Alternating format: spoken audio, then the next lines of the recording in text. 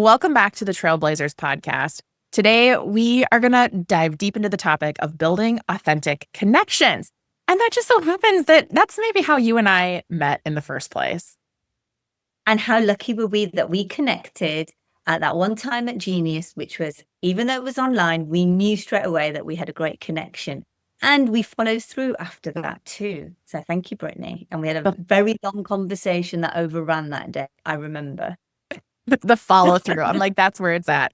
So I'll give a little bit of the story for those that haven't maybe listened to some of the other videos and stuff out there. So Disha and I are part of Mastermind. We're at the time called Genius Network. Awesome network, awesome entrepreneurial community. We happened to be in the same breakout room during a in-depth conversation, and we get to talking and we're like, whoa, we have the same vision in helping and supporting amazing women that are trying to grow their business, that are trying to grow as humans. And that was what led to the going offline and having these longer conversations. And Disha and I were just reminiscing about this the other day. And we said, you know what, why not bring this to the podcast and actually talk about what it means to build authentic connections and how it's actually helped us both in our businesses. So one thing that I thought, Disha, we could start with today is talking a little bit about when anybody is looking at going into business with somebody, whether it's making an investment in somebody's business, building a business relationship, whether it's a partnership with somebody, or it's even deciding to work together, maybe your business supports theirs, whatever the case is, about how authentic connection is so important. So initially, what are your thoughts on building that foundation of, call it friendship, maybe? Kind of getting to know the human behind the business. And what is it that drives them? What do they love doing in their spare time? What's their moral compass like? How do they treat the humans in their business? And because those things are always really important to me. Am I now going to align myself with this person in any relationship, whether it be superficial or more deep and meaningful one? And that's really important to me, and I think a lot of that is because we're subject to so much cold outreach 24/7. I know that I'm very active on LinkedIn and I'm constantly bombarded with cold outreach LinkedIn messages asking me how I am. And unfortunately, I'm not that bothered about telling some complete stranger on the internet who decided to send me a DM how I am, to be honest. So most of those go like unnoticed, or I don't respond to, because I don't know if they warrant a response. And I always think, is that a cross between being rude or it's a cold outreach and they're expecting me not to reply to them because they don't know me? Yeah, I think that's such a good example. And again, I think about this from the perspective of somebody that is just trying to build their business. There are so many different resources out there and so many ways to grow your business. So you're going to get people that are saying, okay, this social strategy is what you need to do. This funnel over here is what you need to do, or you need to do campaigns or video or all the things. And you're going, I don't even know where to begin. Well, there's hundreds of ways and everyone's an expert and everyone's way is the best way, right? Oh, 100%. And I think too, this happened just a few weeks ago. So there is couple bigger names that I follow on Instagram. And there was a very personal post that this person shared, super authentic about their family, about some things they've been going through. And I was like, wow, that was a really authentic share. And so I commented on it and I was like, gosh, thank you for that transparency, that vulnerability. Like, what a beautiful thing for you to put out there. Within like seconds, there's a response. And I'm like, oh my gosh, this is cool. Like, the person actually responded. They must have liked it. Yeah, no. I go and click on it and I was like, oh, okay. It was an automated bot that was like, so glad you're interested in building your business by XYZ. Check your DMs for the whatever e-learning guide or whatever it was. And I was like, are you joking me? I'm like, you had a great opportunity for authentic connection and you let technology just slaughter it for you. So there's so much of this out there. And I just think that in the early stages and later stages of business, building relationships with people and getting to know the human and being truly authentic, not just, hey, throw this post out there, team, and don't forget to double check your Autobots are shut off. Like, those aren't the things that are going to get you far, and it's going to actually decrease the credibility out there. And I think a lot of that depends on the person behind whether they want to build that authentic connection. Like, I like to read all my comments and all my DMs, and Whether I respond to every single one of them is a different matter, all at the same time. But I will eventually get to it, because for someone to take the time out to make a comment means something to me. And I think it's worth me taking, even if it was 60 seconds of my time out, to maybe go to that person's social profile or get to read about them a little bit more and send them a meaningful message back too. Yeah. And I think this applies also to like your in-person things, right? So if you're in the situation where you're networking, and I think that word is so terrible because it's so uncomfortable. Disha, you are definitely more of the introvert. I always say I'm an extrovert, or what do I say? An introverted extrovert, right? Like I love people, but I need time to heal from those people. But it's like you go in and you're networking and it's just awkward and uncomfortable and whatever. That as an introvert, extrovert, introvert, we'll put it that way for you, I think. Okay, that's fair. Right? I'm just an introvert, and walking into a room full of strangers just fills me with absolute dread. And I could just be socially exhausted by the end of 2 hours. Like, oh, I'm done, people. See you later. Checked out. So I think the gist of this is that when you're going into a situation like that, it's overwhelming and it's exhausting when you're thinking about like, oh my gosh, I have to be on and I have to be able to eloquently say what it is that I do and how I serve and who I serve and how do I make sure that I say this right? And the biggest thing that I think has been a mover for us, and I think I can speak for us both, Disha, in this, is that when you go into a space, instead of looking at it as networking, look at it as who should I get to know? Who in this room do I need to know because we have a deeper connection or opportunity for deeper connection? And it would be really cool if I could help a few people in this room too. But ultimately, the goal is to get to know somebody. And I think that's how our relationship was founded because we both went in and we're like, we're just going to talk about what we want and who we want to serve and, you know, who we are as human beings and the good that we want to see in this world. And it naturally came to fruition. And honestly, some of the best business relationships that I can think of have been founded off of friendship. It's been founded off of two people that just really like each other and are like, hey, you're doing some cool things over there. I'm doing some cool things over here. Let's talk about how we can make that work together and how we can build and grow and make our businesses even bigger, but make our lives even more effective, efficient, productive. Insert the word. And I've decided that I view networking events not to talk about myself, because I actually really cringe if I have to go to a networking event and I have to introduce myself or talk about myself. I prefer to see it as I'm going there to see how I get to know more people and how I get to help people, because that puts me in a great place. And the introvert in me, and it enables me to have those conversations that maybe I wouldn't otherwise have had if I had to talk about myself. Because I couldn't think of anything worse than just talking about myself, but I love getting to know others. I think we've talked about this before. One of our friends has, who is also in some of the entrepreneur groups that we are, is like, this is what's going to happen. Brittany's going to be over here like corralling people, being like, come in, let's hug it out, let's do this. And then Disha's quietly sitting with the table where all of a sudden people are sitting down and really want to be by her and get to know her. It's like the calm and the storm a little bit.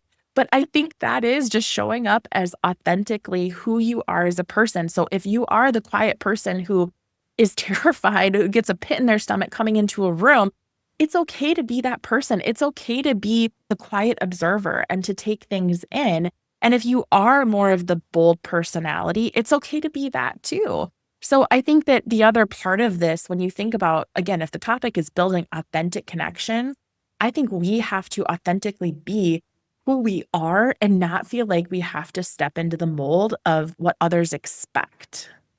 And a part of that is being part of the right networking or right community or the right groups, however you want to say that, right? So you feel that you can show up as you and you're accepted as you. Now, there's lots of groups, which I won't name, but I've been to quite a lot of them, where they have an expectation for you to be a certain way, have a certain type of personality, show up in a certain type of way too.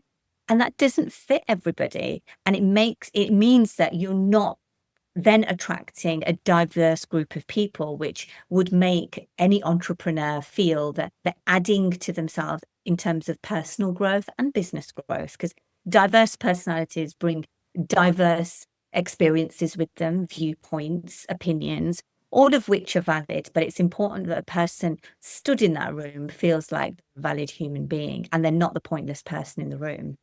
I think that is so good. And what do they say? That if you're the smartest person in the room, you're in the wrong room. So not allowing imposter syndrome or that feeling of not enough take you over and hinder your growth, because I would be willing to bet you walk into a room, you very likely have a service or solution that somebody in there needs. And somebody said to me one time, they're like, Brittany, the more that you sit on the sidelines and the more that you hold back on how you can help or what you might be able to do to help solve a problem or whatever, you're actually doing a disservice to the people around you. And I was like, whoa, that's a different way to look at it. They're like, you're looking at it as you don't want to be pushy or you don't want to come off as aggressive or whatever. They're like, but really, you not being totally authentic to who you are and not voicing where you can help and add value, it's a disservice to those around you because it's a gift that you were given. You put it to work. I was like, okay, putting it to work. It might not even be business related. It could be an experience that you've had and you've learned from. So maybe a bit of personal development or a situation that happened in your business, which you changed something for a process, a procedure, whatever it might be. And then you thought, you know what, I think you could learn from this experience, for example. And sometimes the best connections I've met, in that includes the two of us really, because we connected on something that we come from completely diverse places in terms of industries, right? You're in the financial planning industry, I'm in the consulting business, and we wouldn't have really found that common ground, I don't think, in that area, but we came together as two human beings who really had a drive and a mission for something more, and our purpose was something more than that. I think there's so much truth. And I think about how you said, like, we come from such diverse backgrounds in our professional life, but even in our personal life, like it's interesting because we're such different humans, but we're so similar at the same time in so many ways. And I think that authentic relationships and connections and communities, they thrive when people show up in full congruency. So the thing that I know and trust, like with you, Disha, and I think about some of the other really great business relationships in my life, be it whether it's been partnerships, whether it's been people that I've been fortunate to work with and help support or whatever, it's when you feel like you're both super congruent with who you are, no matter where you are. So like with you, Disha, I know that the Disha that I get on this call today is the same Disha that I'm talking to behind the scenes, is the same Disha that shows up in her business life. Like you're just who you are. And I think that that's something that if you're ever in a space, if you're in a community, if you're in a network, if you're in a business partnership, if you're in working for somebody, if you're helping a client, like whatever the case is, and you feel like you're out of congruency and you feel like you can't truly be who you are in all settings, in all situations, that's the time to reevaluate because that's not really an authentic connection, right? Like that's something that's actually causing you internal distress that maybe our minds don't pick up on it, but our bodies start to. And I promise I'll save that topic for another time because we can go down that health rabbit hole. But our bodies do respond and it gives us, whether it shows up in the form of inflammation or tightness in your shoulders or weird ailments or whatever, it's caused because you're living out of congruency. And when you're congruent, I found as time's gone on, I think a lot of that's to do with finding yourself as a human and being confident enough to show up as you and understanding that you are enough. And then you begin to attract the people really that you would like in your world. And that's really important. So then you're building a network around you without knowing of cheerleaders and supporters, not naysayers or, those who will put you down because you've shown up as just you. And that's fine. Being you is great. Someone Yeah. will appreciate you for exactly who you are. That's so Disha, immediately what I started thinking about was when we first started putting the trailblazers out into the world and how many women started raising their hands and rallying and being like, what can I do? How can I get this? Like, how can I help? It was incredible. And we're over here going, well, it's an idea. And this is what we think there's a gap. And we really want to solve for this. And we need a space for women. And we need a space where women can come and celebrate success and all the things. And we started talking about it. And then these people just came out of the woodwork. And so again, whether you're working on a community or whether you're building a new business idea or whatever, I think, Disha, what you just said there is so dead on. When you are just authentically you and you're free to just be, the magic that happens behind the scenes is amazing. And the magic that happened as we were building the Trailblazers and putting our ideas into the world in real life, I was blown away by the women that we attracted who were so invested in our success and in really putting their own time and energy into the success of this too. And that was really heartwarming. And Mm, it still is. it still is. Yes, I totally agree with that. So, since this is a snack size podcast, I thought maybe we could end with, or wrap up, I should say, with three top takeaways for our listeners. So, Disha, can you think of everything that we went through today? Is there one takeaway? And maybe we can bounce these back and forth. Maybe we'll have to go to four just in case. I don't know. My number one takeaway is get to know yourself and how you want to show up, and then show up exactly how you intend to. That is so beautiful. I would say that for me, it would be taking a look at where do you feel congruency in your life and where do you feel incongruent? And I think those incongruencies are what probably need your attention sooner than later, because I think it can hinder you from realizing your fullest potential. Absolutely. And then the third one, I think, would be try and find your support network wherever that comes from. I can't even think of a fourth. I'm just going to echo that. Connections multiply. I do believe that when you have the right people in your support network, it just multiplies because you're connecting exponentially with so many more people who are like-minded too. And sometimes you need people who are not like-minded to challenge you. But on the whole, I think we all need cheerleaders. Yeah. And I think that goes back to the foundation of the Trailblazers.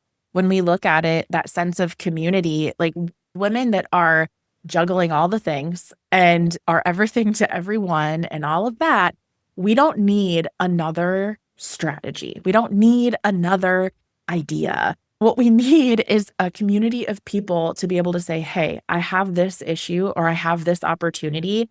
I need a connection or I need a solution or I need to just vet it. And that's just what it is. So I couldn't agree more. I think that third top takeaway, absolutely finding your community and leaning hard into it.